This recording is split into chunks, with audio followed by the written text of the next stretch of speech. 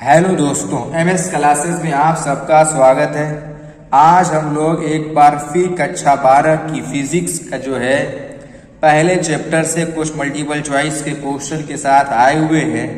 और इसमें हम लोग पहले लेसन से एकदम जो अभी हम लोग serial bye serial lesson bye lesson हम लोग जो है क्वेश्चन देख रहे हैं। जो भी महत्वपूर्ण क्वेश्चन है उसको हम लोग कर रहे हैं। बहुविकल्पीय प्रश्न नहीं केवल अभी हम लोग कर रहे हैं। आगे भी हम लोग जो है थ्योरी वाले क्वेश्चन भी और न्यूमेरिकल वगैरह भी करने का प्रयास करेंगे। तो यहाँ पर देखिए कुछ क्वेश्चन आज हम लोग लिए हुए हैं। तो इसमें से आज यहाँ पर पहला प्रश्न, यहाँ पर प्रश्न नंबर संख्या 9 लिखा हुआ है। मतलब ये है कि इसका जो ये दूसरा लेक्चर है, इसी जो है हम लोगों ने इसमें पहले लेक्चर में इसके 8 प्रश्न देख चुके हैं। तो पहले लेसन का ही ये दूसरा लेक्चर है। तो इसीलिए यहाँ पर क्वेश्चन नंबर 9 लिखा है, यानी इस लेसन का 9वां क्वेश्चन है। तो हमारा देखिए पहला प्रश्न लिखा हुआ है, एकांक धन आवेश विद्युत क्षेत्र के प्रत्येक बिंदु पर समान बल का अनुभव करती है। विद्युत क्षेत्र होगा, विद्युत क्षेत्र किस प्रकार का होगा क्वेश्चन कह रहा है। एक समान होगा या एक समान नहीं होगा, परिवर्ती होगा या जो है हमारा क्या कहलाएगा कुछ नहीं होगा। ऐसा क्वेश्चन कह रहा है कि इसमें से कौन सा ऑप्शन सही होगा। तो यहाँ पर देखिएगा, अगर इसमें हमारा कहें तो पहला ही ऑप्शन सही हो जाएगा, यानी एक समान वाला ऑप्शन हमें जो दिखेगा वो सही होगा। इसका रीजन क्या है कि जो है प्रत्येक बिंदु पर समान बल अगर अनुभव करता है, विद्युत क्षेत्र के अगर प्रत्येक बिंदु पर, कोई विद्युत क्षेत्र के अंदर अगर देख रहे हैं तो विद्युत क्षेत्र के प्रत्येक बिंदु पर यदि अगर बल एक समान अगर अनुभव कर रहा है तो इसके अंदर क्षेत्र क्या होगा, एक समान होगा। यानी इसका कौन सा ऑप्शन सही होगा, तो हम लोग करेंगे पहला वाला ऑप्शन सही होगा इसका, यानी इसका करेक्ट ऑप्शन पहला वाला होगा। तो अब देखिए इसका दूसरा प्रश्न, इसी तरीके से हम लोग सारा प्रश्न करेंगे। तो दूसरा प्रश्न जो है आप लोग देखिए, दूसरा प्रश्न क्या, जब किसी वस्तु को आवेशित किया जाता है तो इसका द्रव्यमान क्या होगा। तो इसका आंसर आप लोग दीजिए कि इसका जो है आंसर क्या आएगा। अब देखिए केवल क्वेश्चन में लिखा है कि आवेशित किया जाएगा। तब आवेश कैसा होता है, हम जानते हैं कि आवेश हमारा धनात्मक आवेश भी होता है और ऋणात्मक आवेश भी होता है हमारा। जैसे कि यहाँ पर ऋणात्मक आवेश और धनात्मक आवेश दोनों होता है, हम जानते हैं। तो लेकिन ये हमको पता होना चाहिए, अगर किसी वस्तु को अगर ऋणायन दिया जाता है तो उसका द्रव्यमान क्या होता है, बढ़ जाता है। किसी भी वस्तु को अगर ऋणात्मक आवेश दिया जाता है तो उसका द्रव्यमान बढ़ता है, और अगर किसी वस्तु को धनात्मक आवेश देते तो उसका द्रव्यमान क्या होता है, घट जाता है। लेकिन हमारा क्वेश्चन ये कह रहा है कि कुछ नहीं कहा है, बस लिखा आवेशित किया जाता है। धन है कि ऋण है, इससे को कुछ नहीं इसमें क्लियर है। तो यहाँ पर अब देखो, इसमें देख रहे हैं बढ़ रहा है, इसमें देख रहे हैं घट रहा है, दोनों आवेश है। तो यहाँ पर इस हिसाब से कौन सा ऑप्शन सही हो जाएगा। अब ये देख रहे हैं कि हमारा क्वेश्चन में दिया कि बढ़ता है, तो बढ़ने का मतलब ये कि केवल ऋणात्मक दिया जाएगा, घटने का मतलब धनायन।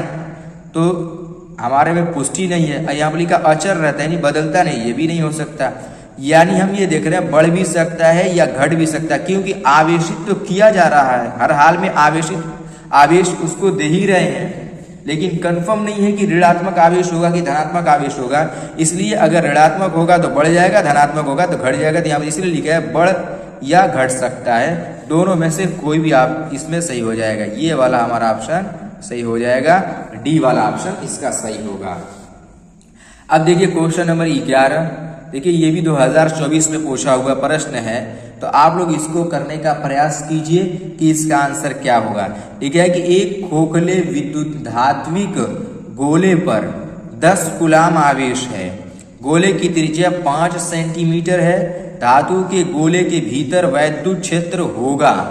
क्वेश्चन कह रहा है कोई गोला है, इस तरीके से कोई गोला ले लिया, कह रहा है कि इसकी त्रिज्या 5 सेंटीमीटर है, त्रिज्या 5 सेंटीमीटर और जो है 10 कूलाम आवेश है। गोले पर ऊपर यहाँ पर 10 कूलाम आवेश इस तरीके से यहाँ पर फैला हुआ है, इस तरीके से वितरित है। कह रहा है कि इसके केंद्र पर गोले के अंदर जो होगा वो क्या होगा, इसका विद्युत क्षेत्र कितना होगा, ये क्वेश्चन पूछा हुआ है। तो हम जानते हैं कि अगर गोला खोखला होता है तो वैद्युत क्षेत्र उसके भीतर होता है वो हमेशा शून्य होता है, क्योंकि खोखले गोले के अंदर आवेश उपस्थिति नहीं है। आवेश तो क्वेश्चन में क्या है कि खोखले गोले पर आवेश है, और अंदर पूछा कि वैद्युत क्षेत्र कितना होगा, तो अंदर जब हमारा आवेश ही नहीं होगा, अंदर आवेश है ही नहीं, तो आवेश नहीं होगा तो क्या कहलाएगा, शून्य कहलाएगा। यानी इसका कौन सा ऑप्शन सही होगा, पहला वाला ऑप्शन सही हो जाएगा। इसका कौन सा ऑप्शन सही होगा, पहला वाला। अब देखिए क्वेश्चन नंबर 12 देखते हैं। इसको क्वेश्चन नंबर 12 को आप लोग एक बार खुद से करिए, देखिए हो रहा है कि नहीं हो रहा है। लिखा है यहाँ पर कि कूलाम्ब बल है। कूलाम्ब बल क्या है, इसमें क्वेश्चन में पूछा हुआ है। पहला लिखा है केंद्रीय बल और ये विद्युतीय बल है। लिखा है ए और बी दोनों, इसमें से कोई नहीं। तो कूलाम्ब बल का मतलब है कि दो आवेशों के बीच में लगने वाला बल, यही होता है। किसी भी दो आवेशों के बीच में लगने वाला बल जो होता है उसी को कूलाम्ब बल कहते हैं। तो ये जो है दो आवेशों के बीच में लगने वाला बल केंद्रीय बल भी कहलाता है और विद्युत बल भी होता है, दोनों है। तो कौन सा ऑप्शन सही हो सकता है, तो हम लोग सी वाले में लिखा है कि ए और बी दोनों, यानी इसका जो ऑप्शन सही हुआ सी वाला ऑप्शन करेक्ट ऑप्शन हो गया इसका। इस तरीके से हमारे क्वेश्चन नंबर 12 का जो ऑप्शन मिला वो सी वाला ऑप्शन सही हो जाएगा। अब देखिएगा क्वेश्चन नंबर 13 देखते हैं। लिखा है यहाँ पर कि स्थिर विद्युत क्षेत्र होता है। स्थिर विद्युत क्षेत्र, स्थिर विद्युत क्षेत्र का मतलब यहाँ पर जो भी आवेश के बारे में हम लोग पढ़ रहे हैं, यानी ये पूरा लेसन ही जो हमारा पहला चैप्टर, हम लोग जानते हैं कि पहला लेसन जितना भी आवेश के बारे में पढ़ेंगे पूरा उसमें आवेश हर जगह स्थिर होता है। अगर आवेश गति करने लगे तो धारा का अध्ययन होने लगेगा हमारा।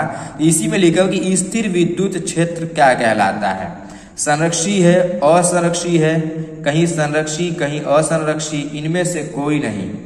तो हम ये जानते हैं कि स्थिर विद्युतिकी के अंदर हमारा आवेश क्या होता है, स्थिर आवेश के बारे में अध्ययन करते। किसी भी क्षेत्र के अंदर आवेश स्थिर रहता है उसका अध्ययन किया जाता है।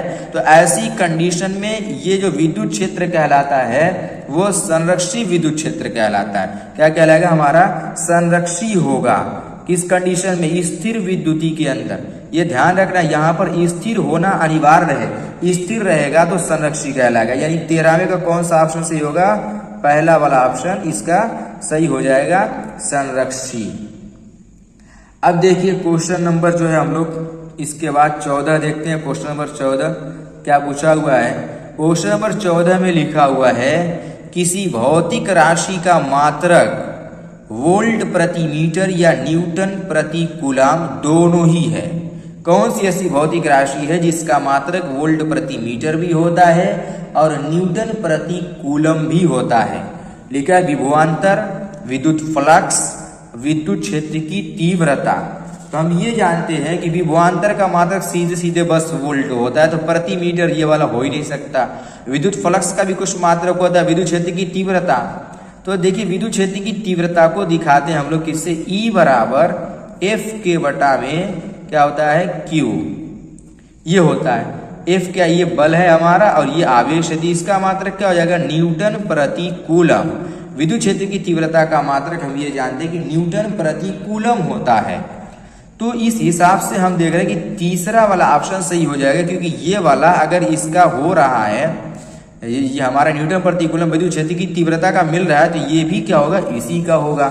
यानी विद्युत क्षेत्र की तीव्रता का मात्रक वोल्ट प्रति मीटर भी होता है और न्यूटन प्रति कूलम भी होता है। यानी इसका ऑप्शन हमें कौन सा हो जाएगा, सी वाला ऑप्शन हमें सही ऑप्शन मिल जाएगा। अब देखिए क्वेश्चन नंबर 15 देखते हैं। देखिएगा क्वेश्चन नंबर 15 में लिखा हुआ है कि एक एकांक चालक के किसी निम्न में एक एकांकी चालक के लिए, एकांकी का मतलब एक, एकांकी चालक के लिए निम्न में से कौन अनुपात अचर होता है। कौन सा अनुपात इसमें अचर होगा, ये क्वेश्चन कह रहा है। चालक एकांक होना चाहिए, अनुपात अचर रहना चाहिए। तो इसमें लिखा कुल आवेश के बटा में कुल विभव, दिया गया आवेश के बटा में विभवांतर, फिर कुल आवेश के बटा में विभवांतर, और यहाँ पर इनमें से कोई नहीं। तो हम ये जानते हैं कि इसमें जो होगा हमारा पहला वाला ऑप्शन सही होगा, क्यों पहला वाला, क्यों कुल आवेश के बटा में जो विभव होता है यही हमारा एकांकी चालक के लिए हमारा सही होगा। एकांक आवेश को एक बिंदु से दूसरे बिंदु तक या अनंत से किसी बिंदु तक लेकर के आने में जो किया गया कार्य होता है वो क्या होता है, हमारा जो भी कार्य होता है उसी को हम लोग क्या बोलते हैं, विभव बोलते हैं। तो यहाँ पर इसका जो ऑप्शन होगा हमारा पहला वाला ऑप्शन सही होगा। 15वें का हमें पहला वाला ऑप्शन मिल जाएगा, क्या हो जाएगा, कुल आवेश के बटा में कुल विभव। यहाँ पर यह Q के बटा में V, ये हमें फॉर्मूला होता है, यही हमारा अचर पद है। अब देखिए यहाँ पर क्वेश्चन नंबर 16 देखिएगा ध्यान से। आज का जो है अंतिम प्रश्न है क्वेश्चन नंबर 16। लिखा हुआ है कि एक कूलाम आवेश बराबर होता है किसके, ESU के। ESU क्या होता है, स्टेट कूलम को बोलते हैं, स्टेट कूलम। ESU को स्टेट कूलम कहा जाता है। मतलब एक कूलाम आवेश में कितना स्टेट कूलम होता है, तो हम लोग जानते हैं कि एक कूलाम आवेश में 3 × 10⁹ स्टेट कूलम होता है। ये नहीं होता है, ये वाला भी नहीं होगा, ये वाला भी नहीं होगा, यानी इसका जो आंसर आएगा वो 3 × 10⁹ ESU के बराबर होता है। क्या, एक कूलाम 3 × 10⁹ ESU के बराबर होता है। यानी इसका कौन सा ऑप्शन सही हुआ, पहला वाला ऑप्शन सही हुआ। इस तरीके से जो है क्वेश्चन को लगाया जाता है। तो आज हम लोगों ने इसमें जो है कुछ क्वेश्चन किए हुए हैं और इसी तरीके से हम लोग क्वेश्चन करते रहेंगे मल्टीपल चॉइस के। उम्मीद है कि आप लोग को सारे प्रश्न जो है समझ में आए होंगे और आप लोग भी इसी तरीके से क्वेश्चन को पाने के लिए आप लोग वीडियो को लाइक करें, चैनल को सब्सक्राइब करें, बेल आइकन भी दबाएं ताकि आप लोग को समय समय पर जो है सारे वीडियो मिलती रहे।